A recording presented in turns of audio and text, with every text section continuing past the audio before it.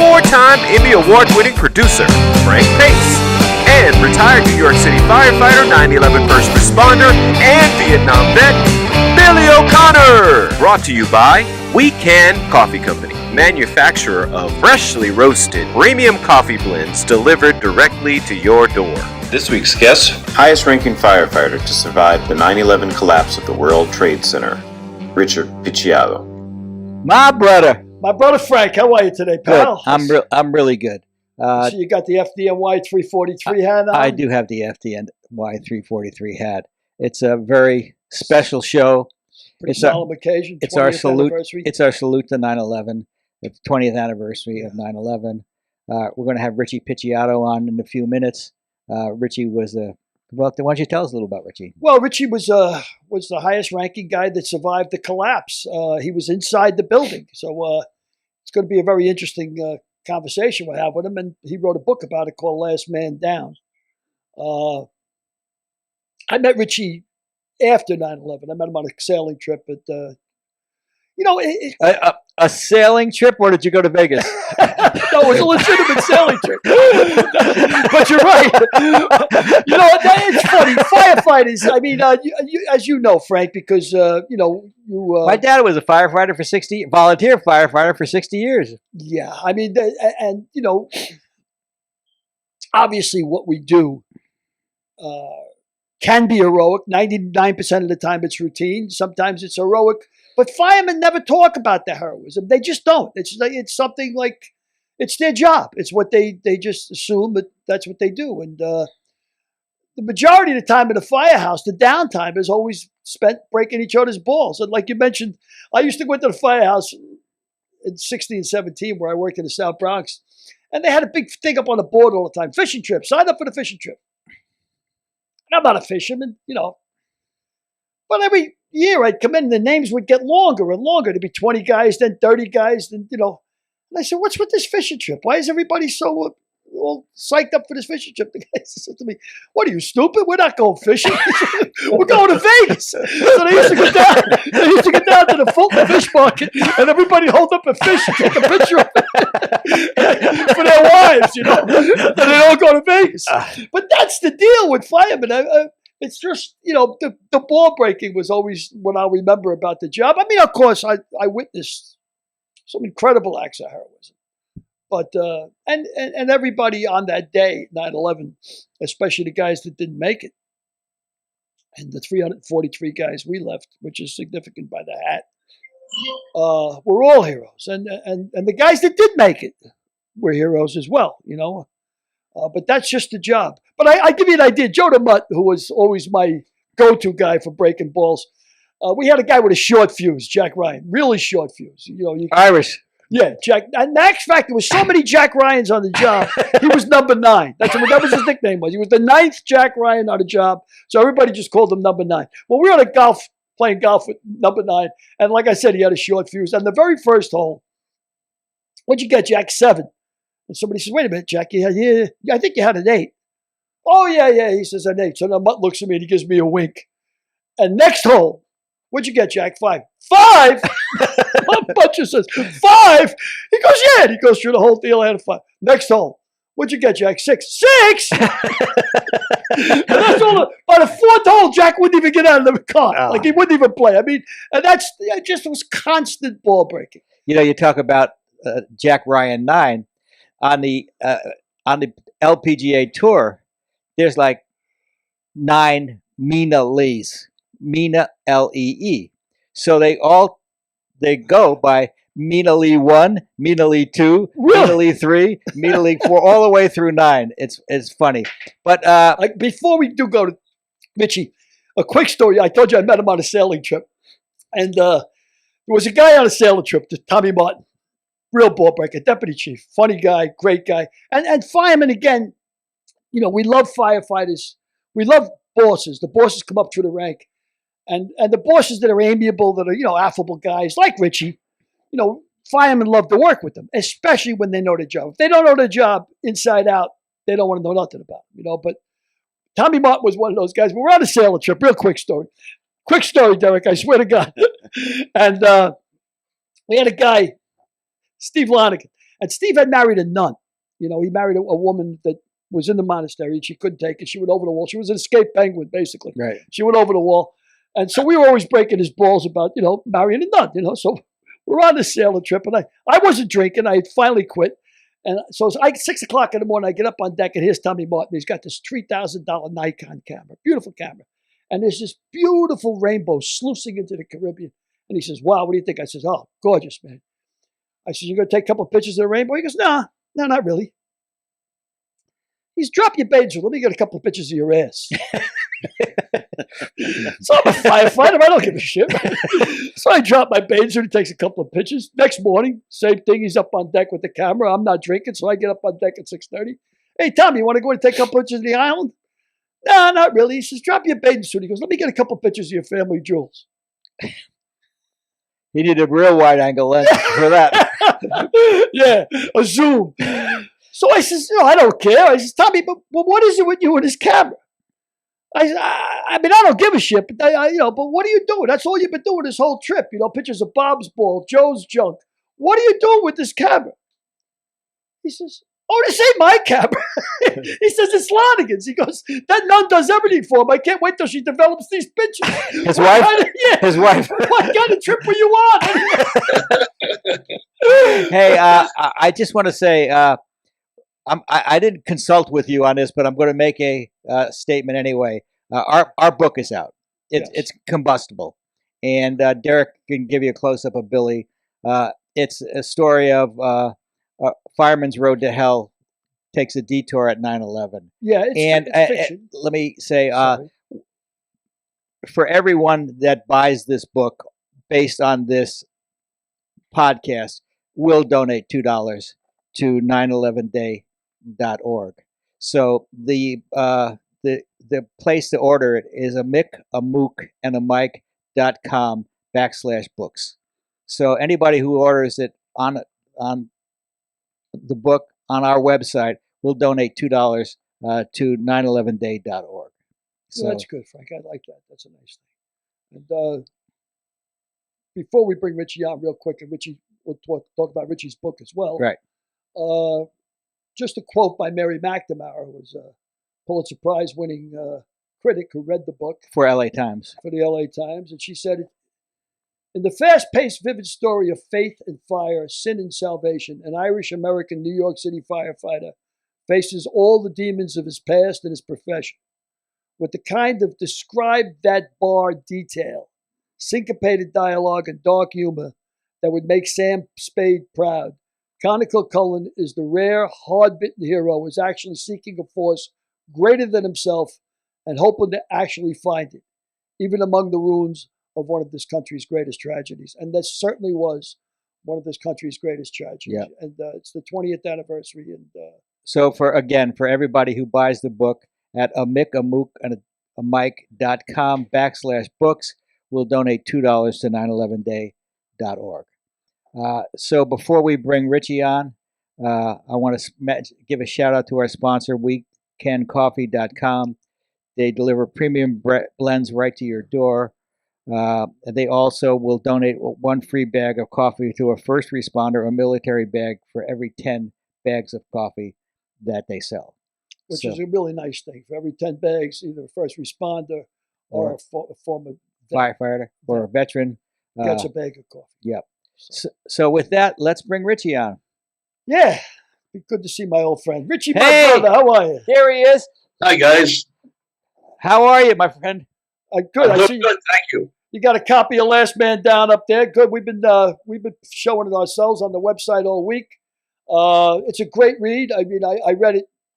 I guess it came out, 18 years ago, Richie? 19 years ago? Yeah, probably around 2003.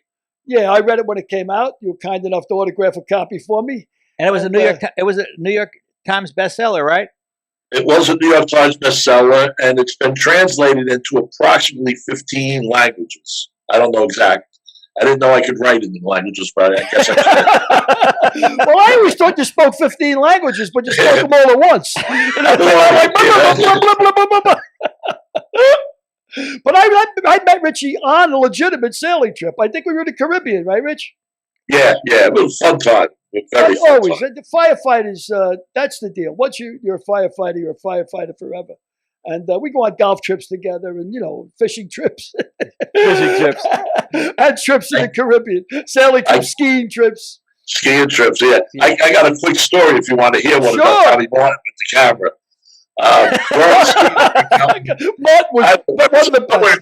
Somewhere in Colorado, and Tommy's there, and we rented a house, bunch of firemen, and he has two daughters. They came to visit us in the house, but Tommy was out skiing. So this other fireman, Jack Culkin, another chief, never met the daughters. He says, "Here, come here, quick."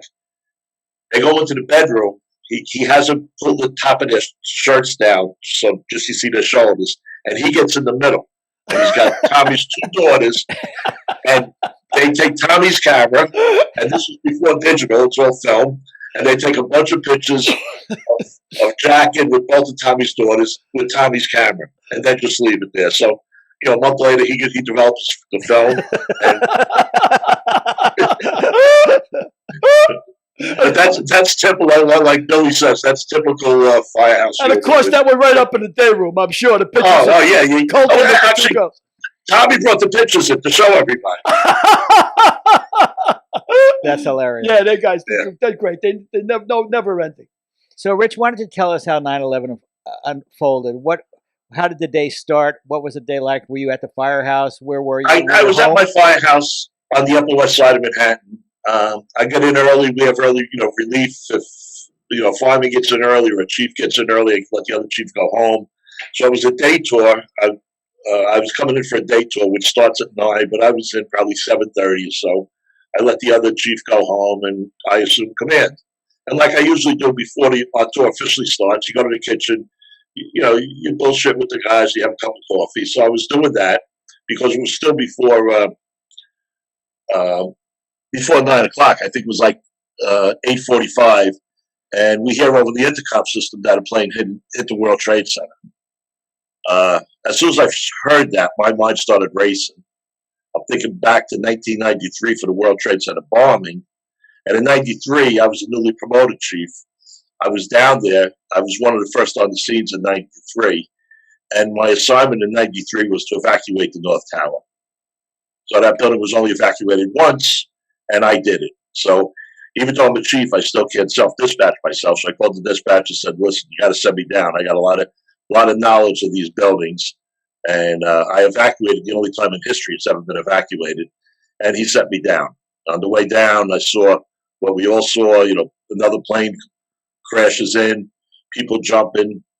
I say the first fireman that was killed actually was killed when someone landed on him. So it was a horrendous situation. But I knew a lot about the buildings. I knew a lot about the whole structure.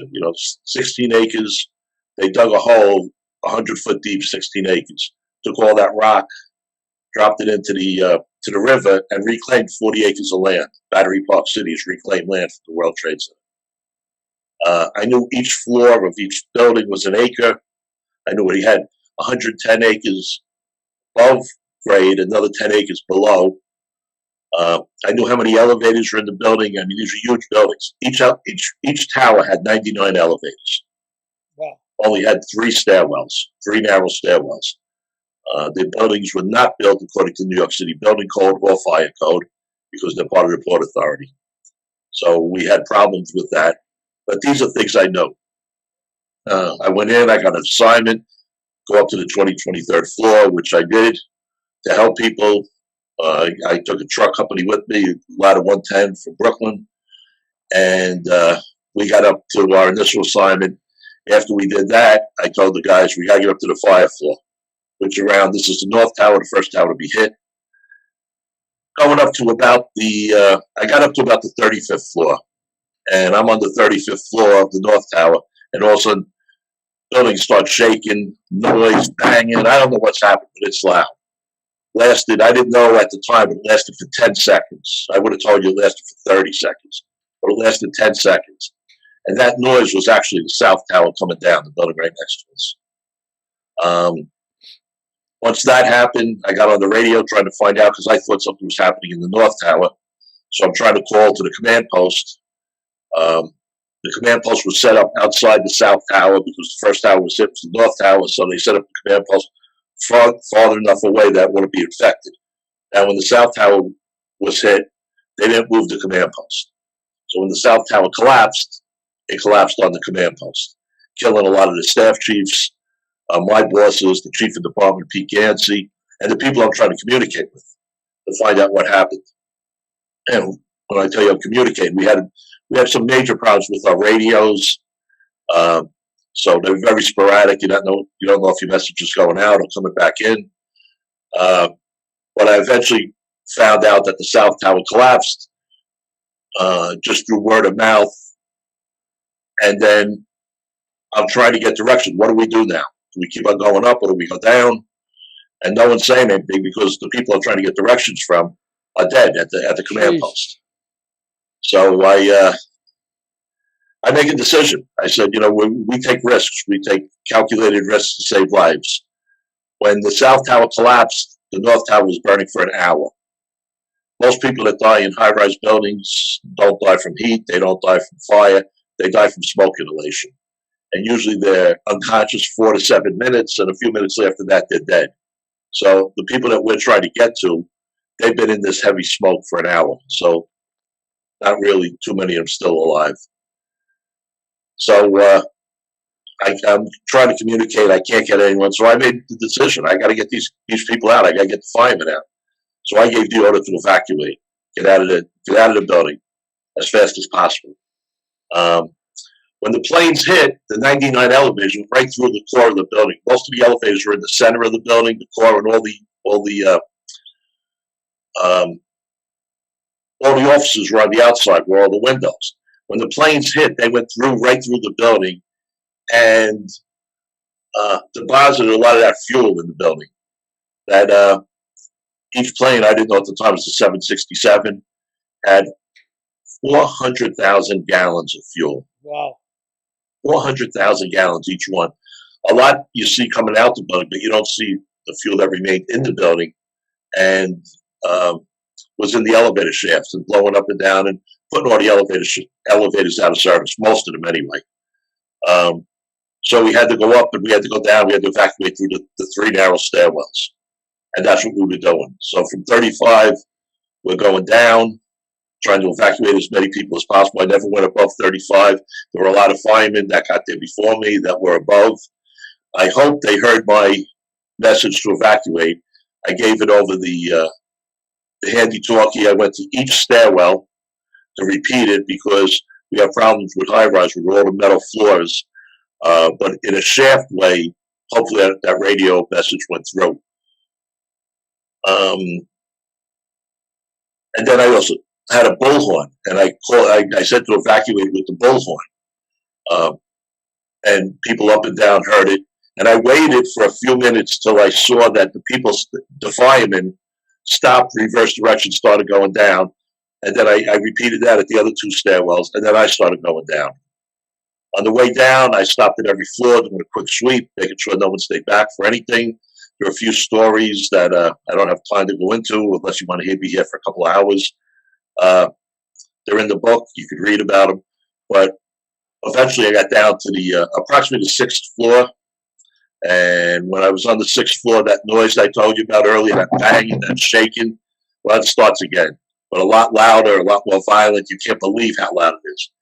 And on top of that, not only the noise, the shaking, but when the south tower collapsed, the lights stayed on in the north tower. I was able to see.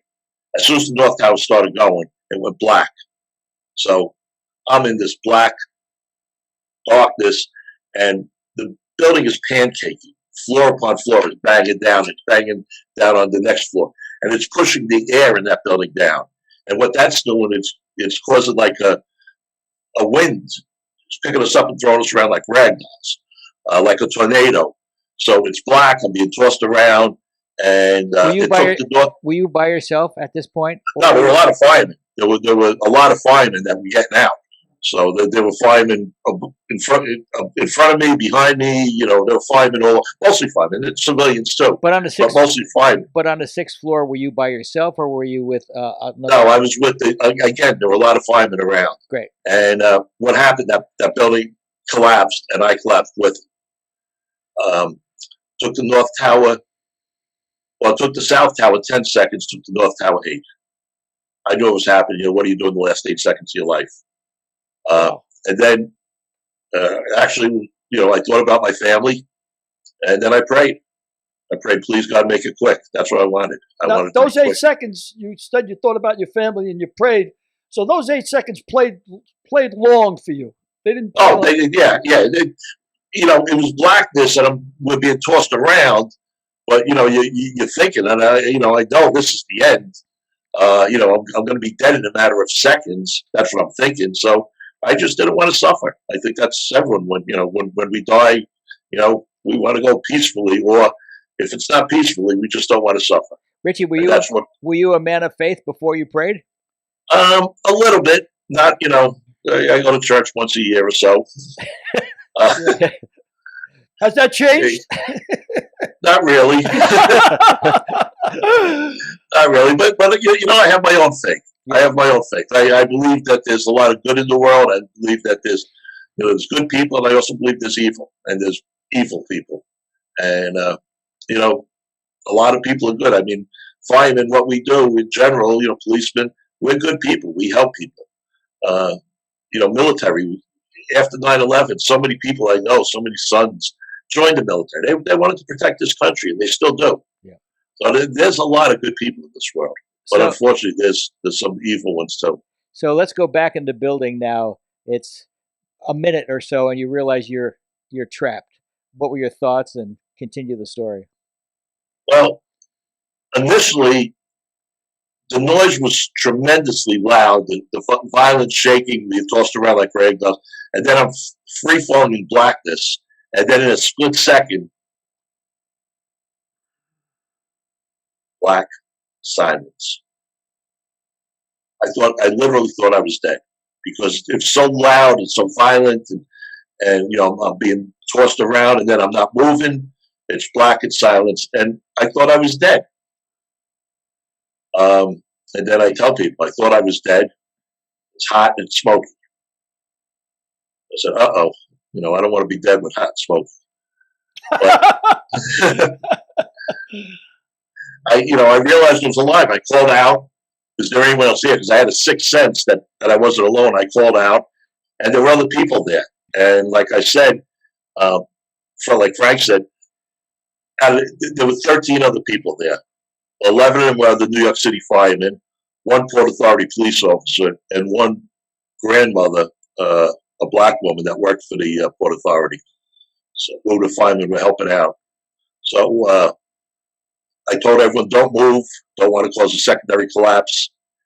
And basically, we just stood there. We all had lights and flashlights and handy talkies that we were trying to communicate with the outside. After a few minutes, I told the other firemen, I said, shut your handy talkies off, shut your lights off, because we have to conserve everything we have. We have to conserve our batteries, because they're all short term. We charge our radios twice a day at the beginning of each tour. So they're short term batteries. They're not going to last for long. So we'll shut them off. When one goes dead, we'll grab the other one and grab another one. And I started calling Maydays and started calling for help. And after some time is very sketchy, but maybe an hour and a half or so, someone answers me. And it was another chief, Mark Ferran. And I tell him I'm trapped in the North Tower, the B stairwell. And the first thing he says is, Richie, you can't be there. There is no North Tower. And, from the outside, both towers are gone. The rubble is, 30 foot high. And they didn't even know where the tower was at that point. And when both towers came down, it crushed the Marriott Hotel, which was between them, and then started fires in all the surrounding buildings. Buildings 3, 4, 5, 6, and 7 of the World Trade Center complex. Some of these buildings were 42 stories high, And we have fire out every window. Any one of the buildings on fire would have been the biggest fire ever in New York City. And now simultaneously they're all going. So it was just a horrendous. So it was blowing out every window in the exposures. In the explosions, every window was. So all that smoke is mixing with all the dust and obscuring Lower Manhattan. So what were your thoughts when he told you you can't be there? There is no North Tower. I knew I was alive. I also knew the buildings collapsed. So I said that is 110 floors of debris on top of me. So I was thinking about the previous Father's Day. We had a fire in Queens, a 2-story masonry building that collapsed. We had 3 firemen in the basement. Had the whole New York City Fire Department there, or we could call on the whole city, fire department, and we couldn't get them in time. We couldn't get 3 guys in a 2-story building. Wow. So what's the chances that anyone's going to get to us in a 110-story building? So my thoughts weren't too pleasant, to say the least. When those planes hit, Richie, did they take the standpipes as well? I mean, they deposited all the fuels in the middle. Yeah, I'm sure they did. I'm sure they did. Again, it wasn't built according to New York City code. So, which I think is wrong. You put a building, especially that, a complex that holds up to 40,000 people, and it's not built to New York code, but if there is a fire, they expect the fire department to go in there and put it out. So continue with the story. It's trapped. It's a gripping story, I'll tell you that. Yeah. It's amazing.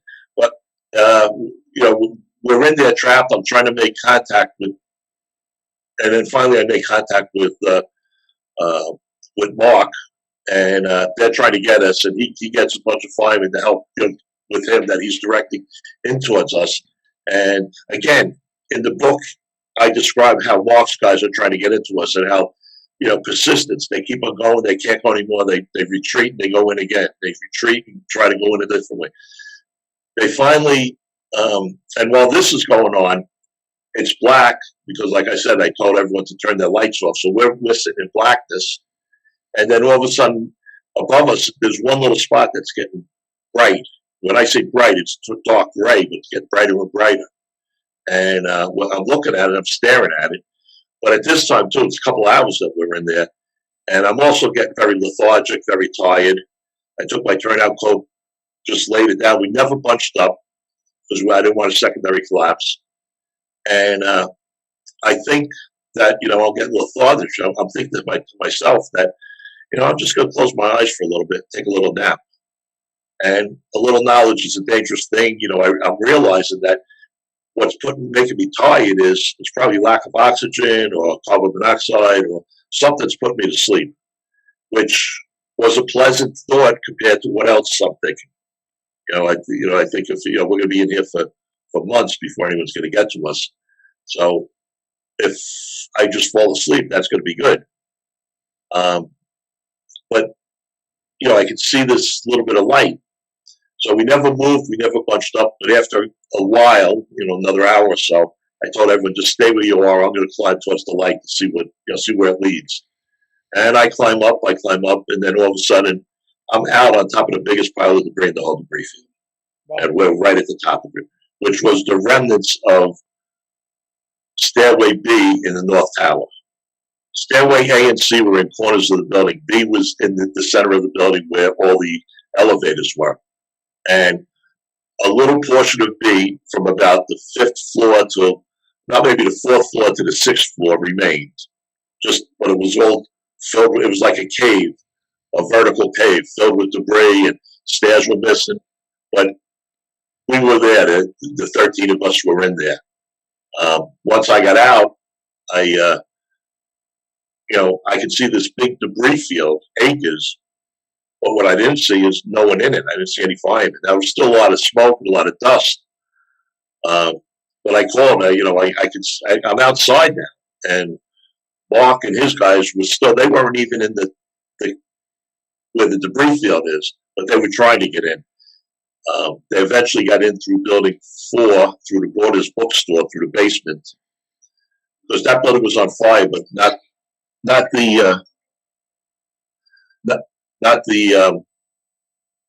the basement. So they came in through the basement, and once they got to where we were, the basement got involved in fire, so we couldn't go out that way. So now his guys are stuck with us in the interior of the building, not of the building, of the complex, and we're trying to get out, and it's still very acrid. There's still a lot of smoke, a lot of dust, and we're getting very good, because now that we're out, our radios are working better. We're getting very good information of which way not to go. So did everybody follow you up one by one? Followed us down. Well, eventually followed us up from the interior. Then I'm on the pile, and then they climbed down. And I talk about that in the book a little bit, how precarious it was. And I kind of went first and took a rope that one of the firemen had and tied it off at different places so they could, use it as a guide to help them get down. But there were people that were injured that were with us. Firemen were injured. A couple guys were trapped. A couple guys were crushed. I talk about the 13 of us, but that's the 13 that survived. There were a couple other firemen that I was talking to that were with us, but did not survive. So I mentioned them in the book, but in person I don't talk about them. But those of us that could move, climbed down, and then we met with Mark's guys, mostly firemen from 43 Truck, and they didn't know how to get out either, because they came in through Building 4, but now Building 4 is fully involved in fire, and so we kind of meandered. We were meandered. Sometimes we were going north, sometimes going south. We started trying to follow each other, but then someone climbs up a big pile of debris and can't go anymore and says, "We can't go this way." So he's at the top now. He ends up being at the bottom because someone's going a different way. So we kind of meandered. Let me ask you a question. The crack of light that you saw initially, was it like a pinhole of light? Was it a crack of light? Was it? It was a little crevice, not immediately above us, but it led to it. But we couldn't see it for the longest time because of all that smoke and all that dust. I mean, that dust, like I said, covered Lower Manhattan. I have a bunch of pictures I should have unloaded for you guys that we could have pointed to things. But, that crevice was there the whole time. But when the smoke and the dust was, like I said, there were all these other buildings. There had to be hundreds of windows fully involved in fire, and fire coming out and smoke coming out, mixing with all the dust. So it took hours for that to settle. And you separated. You just separated the rubble until it got wider and wider that you were able to finally poke your head through and gain. Yeah, I was able to see. We climbed out and climbed out through this stuff. It was rubble, but light was getting through, and it was light from the outside that, like I said, it was filtered. It was filtered out completely for the longest time because of the smoke and dust. And eventually I got out. I went to the command post because they knew, a few of us were trapped, and I was telling them, you got to send more people in there because we got some seriously injured firefighters that need help. And how long were you trapped? About 4 hours? Between 4 and 5 hours. I know what time the building came down, but I don't really know. I wasn't looking at my watch to know what time we were getting out, or I just don't know. But it was about 4 or 5 hours. Now, as bad as that air was, when you first got out, that feeling of being out of that tomb must have been absolutely I'm out. Because up until that point, even though we're alive, I thought it was a tomb. We're alive in a tomb, and there's 100 floors of debris, 100 acres of stuff above us. So they're never going to get to us. Never. When I say never, they'll get there 2, 3, 4 months later. I mean, the recovery effort. At first it's a rescue, and then when they don't think there's any more people alive, then it becomes a recovery. The recovery lasted almost 9 months. How they kept on digging deeper and deeper and deeper, and removing stuff, and they have to check through all the debris that they remove. And we lost almost 3,000 people that day, and at the time was over 1,000 people they didn't recover a bit of it, not a piece of DNA.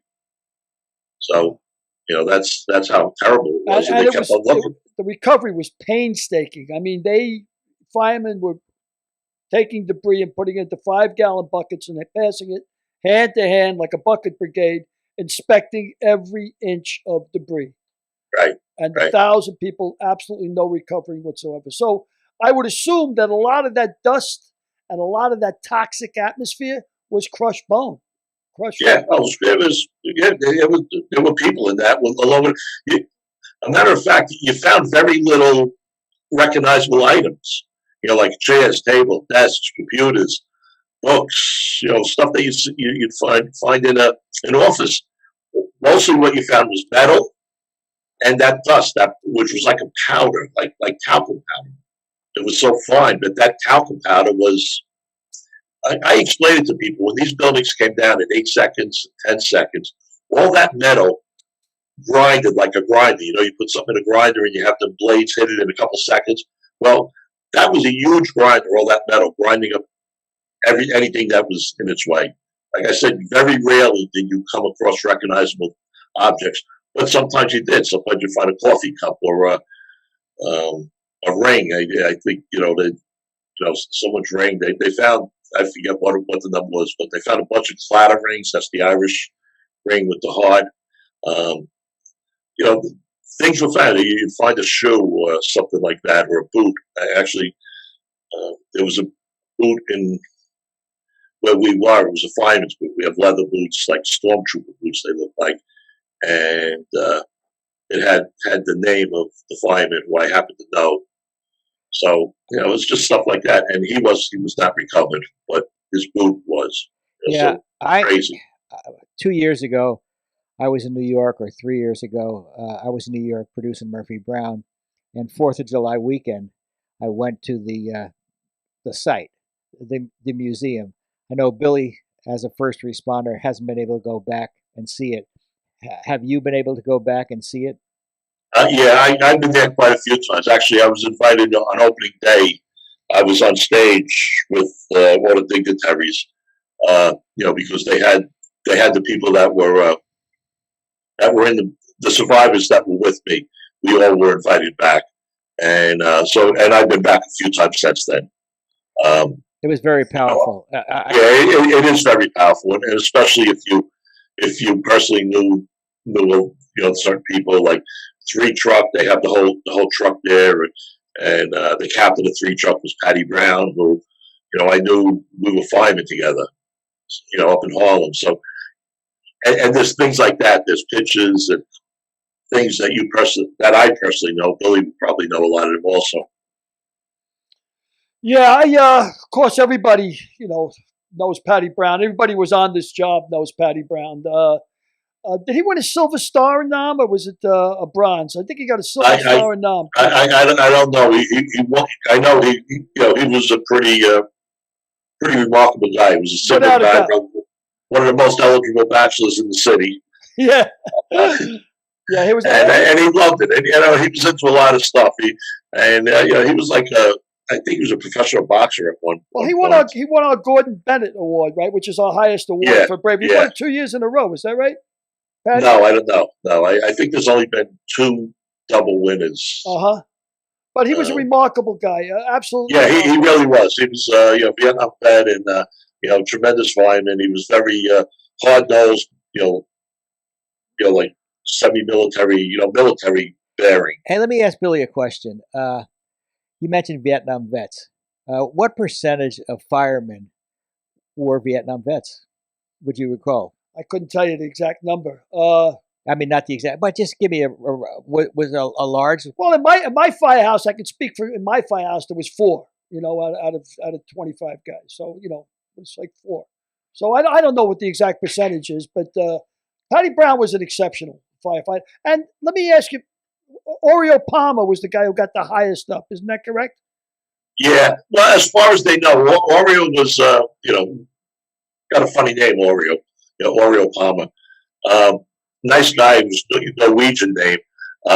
Again, a very nice guy. He ran marathons, like most firemen, very good shape. He got up pretty far. Up in what? Up in the building itself. I think he got In up, the building, up yeah, to the yeah. 80th floor or something. Yeah, I think he got up. He got up pretty far. Where he was. I helped the NIST, National Institute of Safety and Standards. They asked me if I could listen to. They had copies of a lot of the communications that, but they didn't notify the public jargon. And I actually listened to Orioles, some of his transmissions, and had to explain what he's actually saying, because he's using fire department terminology, and the people that would translate it didn't understand our terminology. They were assuming different words and wouldn't understand what he was actually saying. So I was telling them and then translating for them for a few of the communications that they had. And like I said, one of them was Orioles. Now, you were a deputy at this time, or you were a battalion chief? I was a battalion chief. I was the senior chief in the 11th Battalion. And exactly what is a battalion chief? A battalion chief is above captain. A lieutenant supervises 5 or 6 firemen in a tour. The captain supervises the whole house.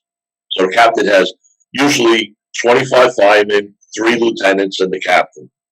A chief supervises a battalion, which is made up from anywhere from 5 to 10 companies, engine companies, the ladder companies. So usually around 7 or 8 companies, but up to 10. So a lieutenant would be in charge of 6 guys at any one time. The captain's in charge of, say, 25 or 28, including the lieutenants. And the chief is in charge of 7 to 10 companies, and that could be like 250 to 300 people altogether. And 25 comprises a company?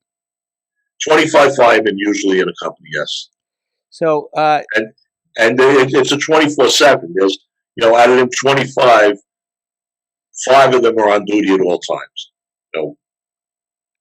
Well, since you've talked so vividly about this, we've got a film from 911day.org that Derek's going to put up, and I hope that Richie can see it. And I hope that Richie can see it because it's really good. It's a public service announcement, and it's going to be. It's about a 2-minute clip. Yeah, about a 2-minute clip. I hope you can see it. This is Jay Winnick. Play it forward. It's pretty much, well, it's self-explanatory. There you go.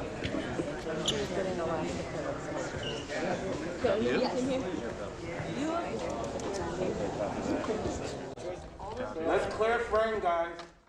Can't see nothing in front of me. Can't see nothing coming. There once was a place where our differences did not matter. Where strangers stood shoulder to shoulder with outstretched arms and an urge to help. Where neighbors showed up for neighbors and everyone was our brother or sister. Connected by nothing more than wanting to do good. Where everyday people dropped everything to pitch in. To be a frontliner, a rescuer. A hero when it mattered most, no questions asked. To get back to that place, all we need to do is remember the 11th of September. 9/11 was a tragedy of unspeakable pain. But it was also a moment of togetherness. And a reminder of what we have in common. A time when people were willing to give whatever they could. Even at the risk of their own well-being. A moment of compassion, when we all felt more alike than different. Because in that moment, we were in a state of unitedness. 9/11 proved we're not really divided. Not when it truly matters. So to honor the 20-year remembrance of 9/11 and those lost, let's once again take a moment. A moment to do a good deed this September 11th. Done by me, you, us, and millions more. Dona tu tiempo. Dona un abrigo de invierno. Or just hold open a door, that kind of thing. Deeds big and small. That would be a start. Let's get back to that state of unitedness. And let's never forget what we're capable of doing together.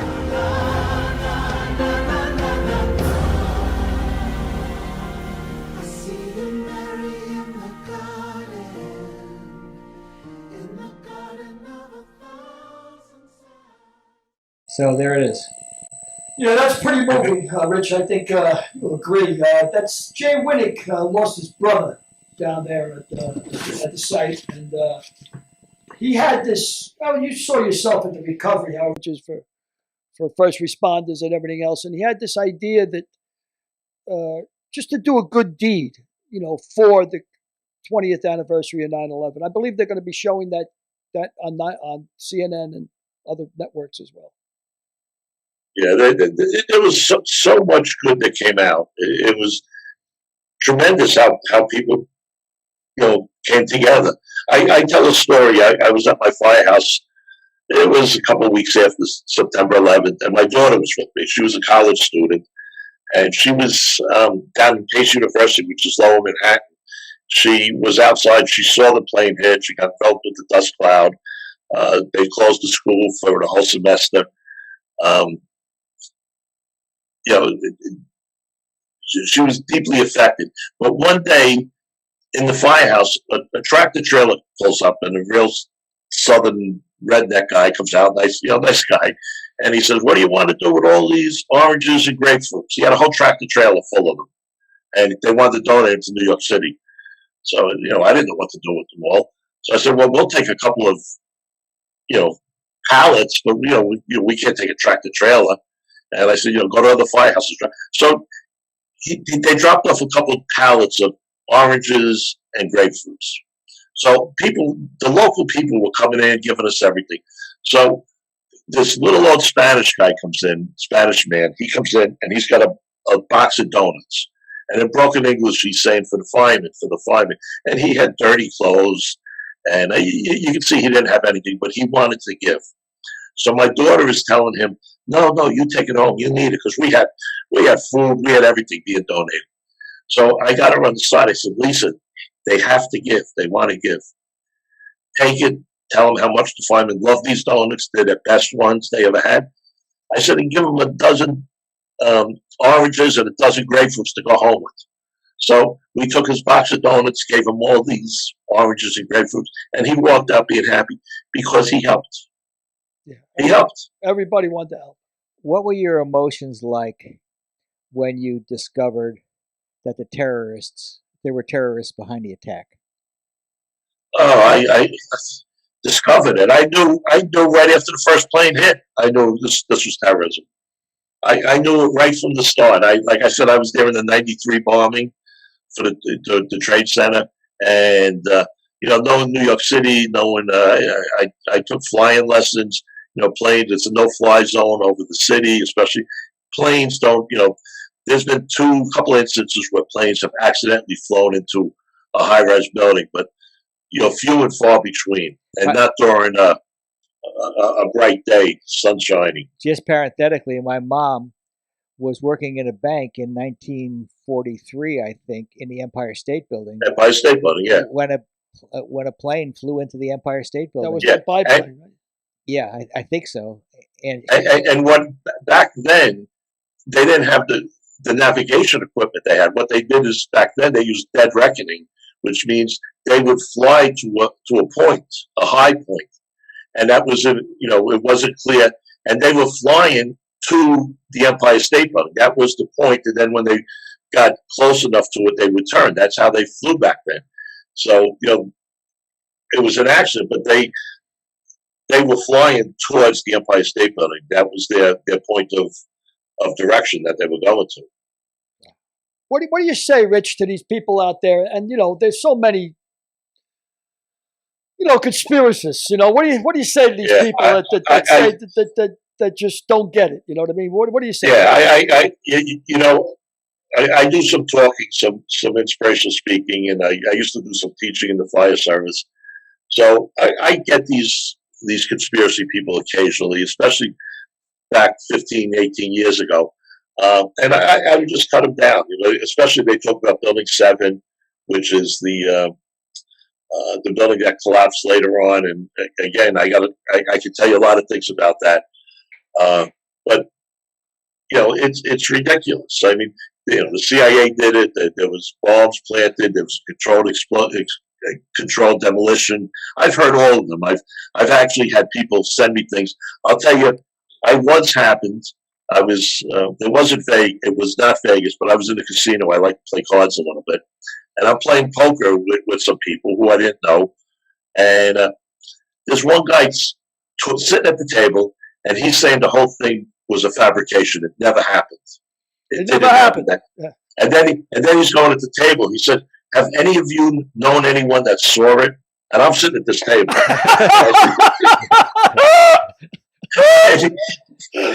and a lot of times I don't argue with people. Although I love to argue about certain things, but I wasn't going to argue with him. So I told him. I said, "Listen, I was," and he says, "Yeah, but did you actually see it come down?" And I said, "I was in it." and he still didn't believe it. Yeah, you can't argue with these people. Yeah, I get annoyed at him now. I mean, I tell him that you don't know what the hell you're talking about.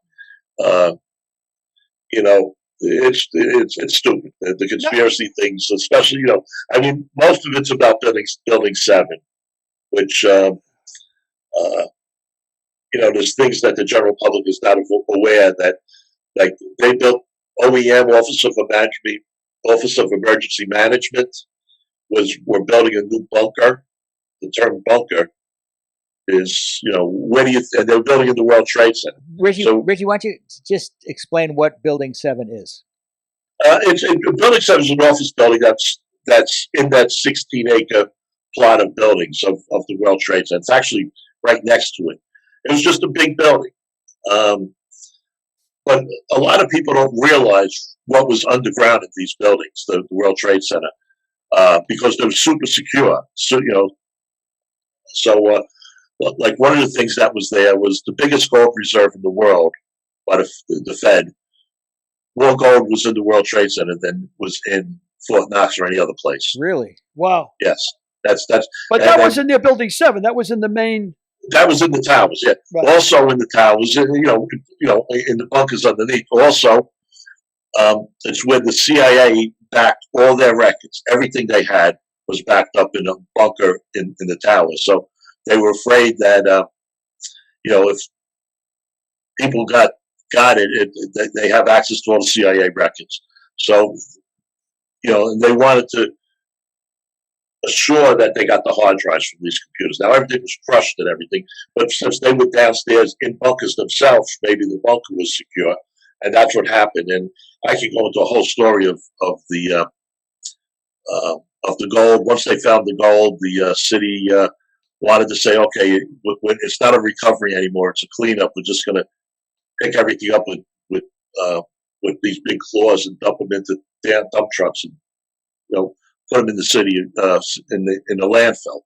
And the firemen said, no, we still have a lot of our brothers in there, and we have and we wouldn't leave, and we were still technically in charge, and that caused a big problem because we just wouldn't leave, and they started arresting firemen because we wouldn't leave the site. They wanted to give the site back, take it away from the fire department jurisdiction, and we said no. And basically, more and more people were getting arrested, and then they held a meeting. They said, okay, let's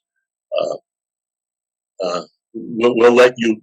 It's not a cleanup. It's still going to be a recovery, and we recovered a couple hundred more bodies. Yeah, this is the no man left behind mentality. No man left behind. Yeah, and I'm just thinking about what the hell's going on now in Afghanistan. When look at what's happening now in Afghanistan. Well, the no man left behind. The no man left behind mentality at 9/11. And who was arresting? The cops were under orders to arrest? Yeah. Oh, yeah. It was mostly a lot of the union guys were the first ones. They said arrest us first, and they would have. I think they would have ended up arresting half the New York City Fire Department, but they relented and kept it. And like I said, after that date, they recovered. They recovered a lot of remains. and that means a lot to the next of kin and the families. Let me ask you a question, Rich, and again, just as a lieutenant and a guy who failed the captain's exam, by the way, which is one of the reasons I wasn't in that building that day. And I think you cheated on the lieutenant's exam. You're not the only guy who said that, by the way. That's the general consensus, it seems to me. But what I always explain it to people, and again, this is Vinny Dunn with collapse. When you got a pancake collapse and it's coming down in that kind of weight, well, every 5 or 10 floors, you're going to that energy is going to seek its least resistance, and it's going to look like a detonation.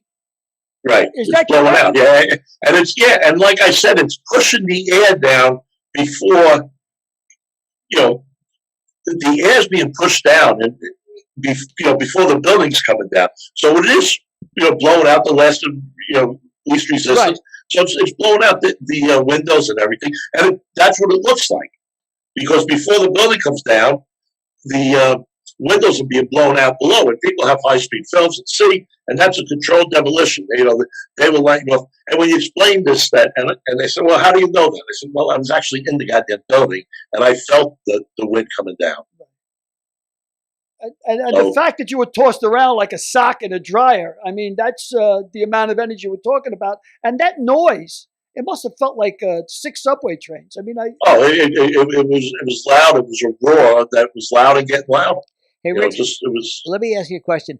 How much time were you on the outside encountering this demolition before you got stuck inside? Was it 2 hours into the after the flight, or 3 or 4? How long had you been before you got trapped on site? Well, as soon as I got down there, I went in. I went into the North Tower. I went up. I got up to the 35th floor, and I was on the 35th floor at 9:50. Okay, and I know because that's the time that the South Tower went down. So about 50 minutes, I guess. Yeah, about yeah. I heard people saying that their most vivid recollection of that day was the sound of bodies landing on cars and hitting. Without a doubt. And in most vivid recollection, and I was in the lobby, when I first got there, and then bodies were coming down, and you could see, I was doing it too. The firemen were cringing, like every time, bam, bam, slap, slap, and that was a body hitting. Like I said, the first fireman that died, Danny Serb, he died when he got hit by a body.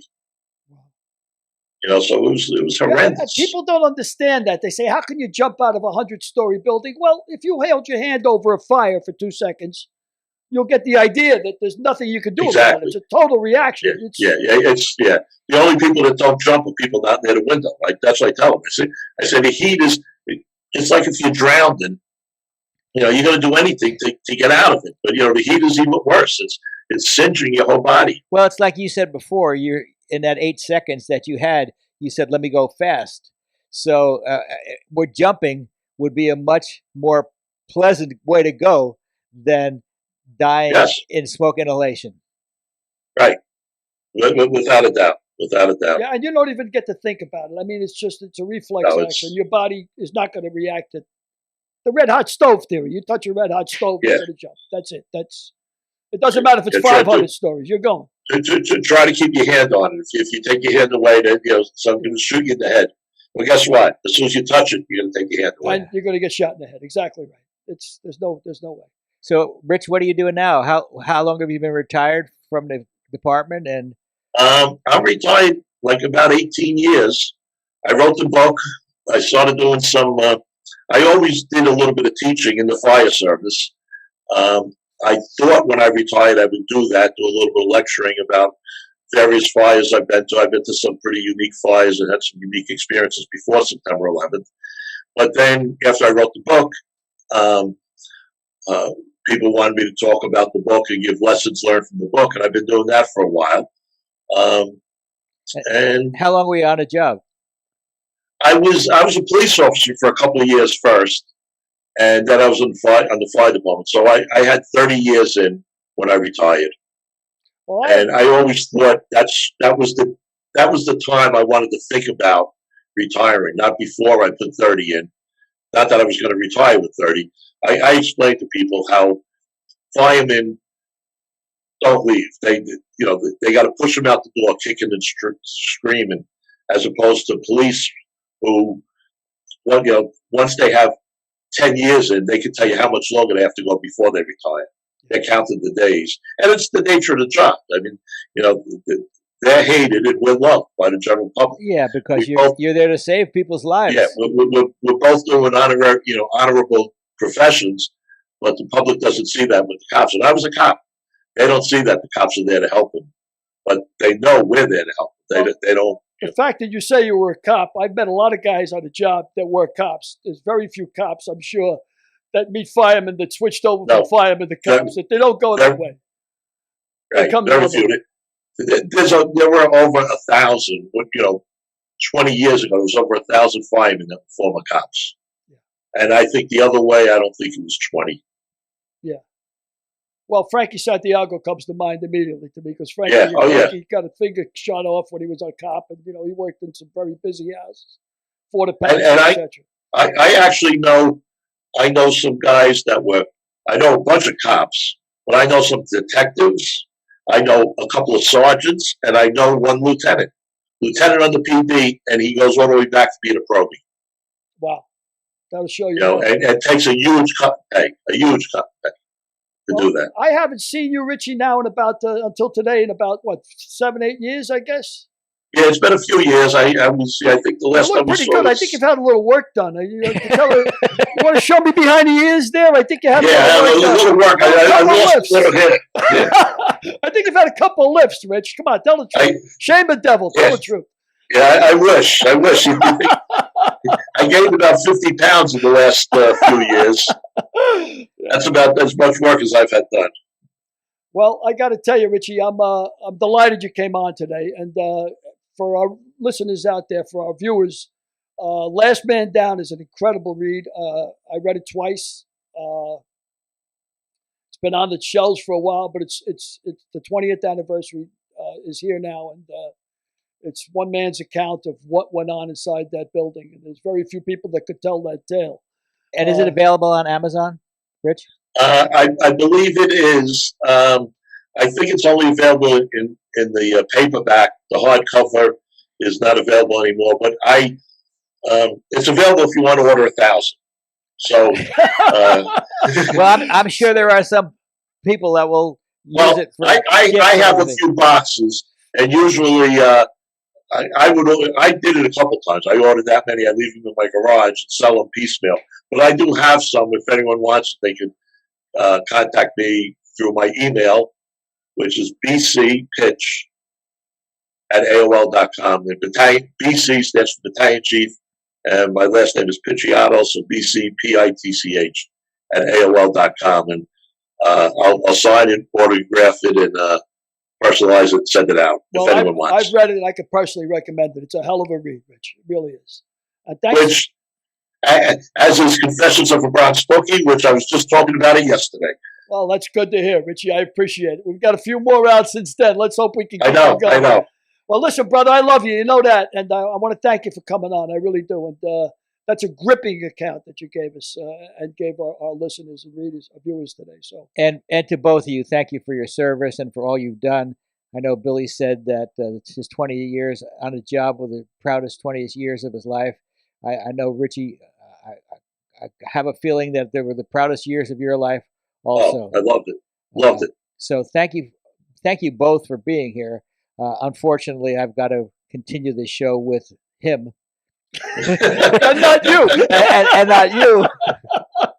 But I still think you had work done, you hump. I still think you had a couple of lifts. Come on, don't bullshit. Yeah, I'll tell you, but I'll let you know. Thanks, Rich. Thank you, Rich. Love you, brother. Okay, take care, guys. Nice talking to you. You betcha. Wow. Yeah, that's pretty gripping.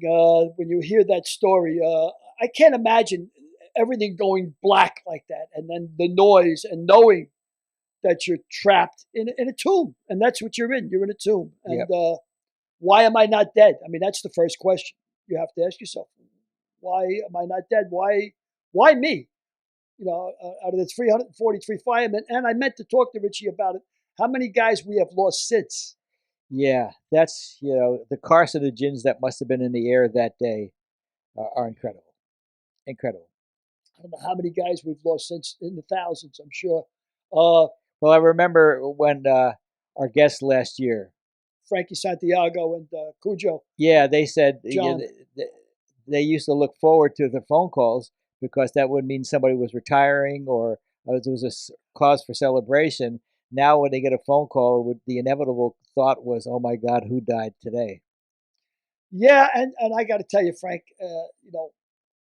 myself. I mean, like I said, firemen never lose contact. After the job is over, there's always the golf trips, the skiing trips. And I don't make as many as I used to because I'm on the West Coast. The golf trips, yeah, the fishing trips.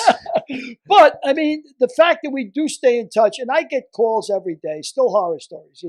Pray for this guy, bone cancer. Pray for this guy, lung cancer. Pray for this guy, eye cancer. Pray for this guy to GERD. What is eye cancer? I mean, what is that? I never even heard of eye cancer. Yeah. It's never ending, and of course they told us that the air was fine 3 days later. Not to worry about anything. They told you. They told us. They told you. But who's they? I wonder. Yeah, always the they. powers that be, Frank. The powers that be. It's those 100 pockets. I'm sorry. Speak up, Derek. Speak up. We can't hear you. It's those 100 pockets you talked about in the last episode. The 100 yeah, the 100 pockets. Yep. Yeah, which was very profound, Frank. Thank you, sir. That was very profound, Frank. The 100 pockets. Thank you, sir. But again, that was Richie Picciotto, and it's another somber show for me. The 20th anniversary is particularly somber, and I want to give a heads up to Jay Winnick, because I think that 911day.org is a wonderful sentiment that what does it take to bring us together? And that day we all certainly did come together, and for weeks after, down at the dig. Well. And to do a good deed, just do the right thing. Yeah. Just do the right thing. Yeah. Well, Richie mentioned Confessions of a Bronx Bookie. Mm-hmm. So that will be an entree or a lead-in to who you going to pick this week, you mook? NFL season starts tomorrow night. Tomorrow night, huh? Thursday night. I got a hot one for you, Frank. Okay. I got a hot one. Bet your lunch on this one, fellas. Here we This go. is the one. By the way, we're going into our second. We're in our second season now. Last year, Billy, you were 8 for 8. You were 8 up and 8 8 down. up, 8 down. 8 down against the spread. Me, on the other hand, who don't even know which game Derek's going to pick for me, and who's going to be the spread, was 12 and 4. So, do you have a pick for me this week? Well, you want my pick first? Because Yeah, of course. Since I was 8 and 8, I mean, I should be able to. I don't want to pick your pick, so Right. please, you get the first choice. Well, Atlanta is playing the Philadelphia Eagles at home, and Atlanta opened up at 4, and I believe the line is down at 3.5. I'm going to take the Eagles plus the 3.5 on the road against Atlanta. So you're picking Philadelphia Eagles plus 3.5 on the road against Atlanta. So you're back to your dogs. I'm always doing dogs, Frank. I'm a dog guy, Frank. I've been an underdog all my life, Frank. You know what I mean? So want me? I'll throw you a game, and I'll give you the spread. Okay. The first thing I want to say, though, is, Billy, haven't you learned? No, I'll never learn. Haven't I learned from my past errors? No. And during those years that Billy and I never met, but were in contact, I was always rigorously looking for his tails, his pick of the week, and I was always thinking that they were merited. They were based on some merit. I found out. No. But nobody wins over the long haul, Frank. Trust me. 10%. Yeah. Is 10%. So this year I'll probably be 4 and 12. Well, we don't know, but I'm betting my lunch on this one, Frank. I'm betting my lunch on Atlanta. Okay, I'm betting on Philly. I'm betting your lunch on it too. Okay, so give me a game. All right, I got a game, but I just want to point out one fact from this game. First of all, we're going to go with it's the lowest ticket price on the list for tomorrow night, right? So in other words, in order to get into for this weekend. Yeah. So Jacksonville against Houston, and they're playing in Houston. And you know why I picked Jacksonville? Yeah, okay? So Billy, what's the spread? The spread last I looked was Jacksonville was 2.5 over Houston. 2.5 favorites. Yeah, and even though they're playing at Houston. Okay, I'm going to pick Jacksonville because it'll be Trevor Lawrence's debut. And Houston's a mess. Currently a mess. Lamar Jackson's probably not going to play. They'll have some, proficient quarterback under center at Houston, but first-year coach. This is one time that I'll say they got. Go with Urban Meyer. I'll go with Urban Meyer and Trevor Lawrence and everybody else in Jacksonville. Plus, I went to Jacksonville University, so I normally don't pick on those bases, but that'll give them an edge. It's 2.5 or 2. He said 2.5. I think it's 2.5. Right. So I'll go with Jacksonville.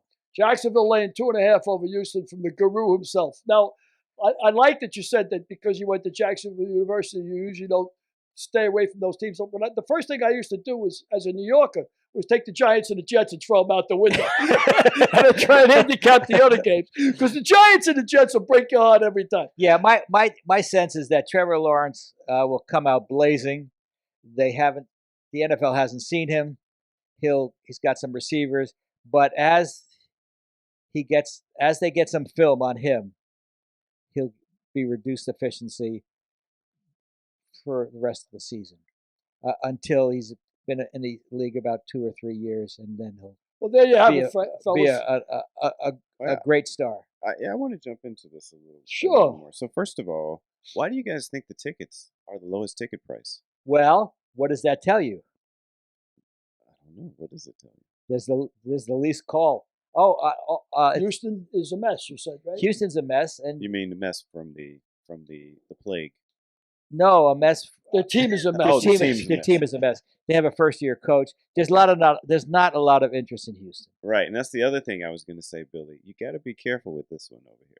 You think he's cute, huh? Well, I want you to look at all the details that he had. I picked a random game, and he knew a lot of insights, a lot of background, a lot of history. But you also picked Jacksonville, so I read the Jacksonville paper every day. So I've got a little bit more insight on Jacksonville. I lived in fear that you would have picked, I don't know, any other game. any other game. Well, listen to our viewers out there. If Jacksonville wins, and if Philly covers, this is the thing you want to do with the money. Combustible, right here. Yes. This book is a hot book. And yes. I don't mean this in a flippant way because of the fire in the front, but it's a real good read. And we'll donate $2 for every to widows and orphans. Well, it's 9/11.org. 911day.com. Anybody who orders on Amick, Amook, and Amike.com/books.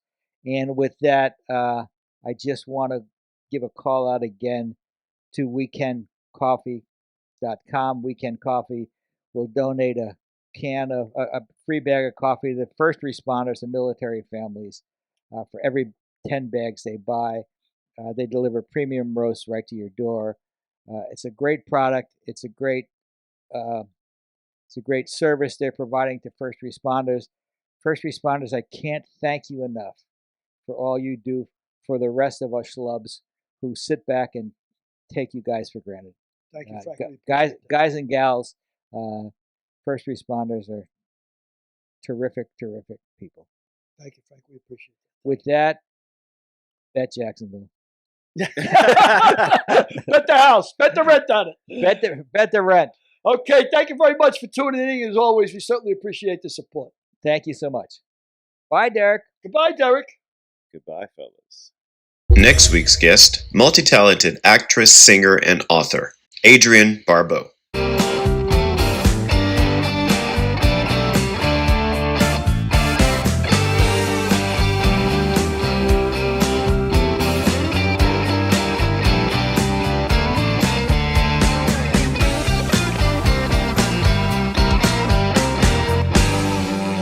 We'll see you next week.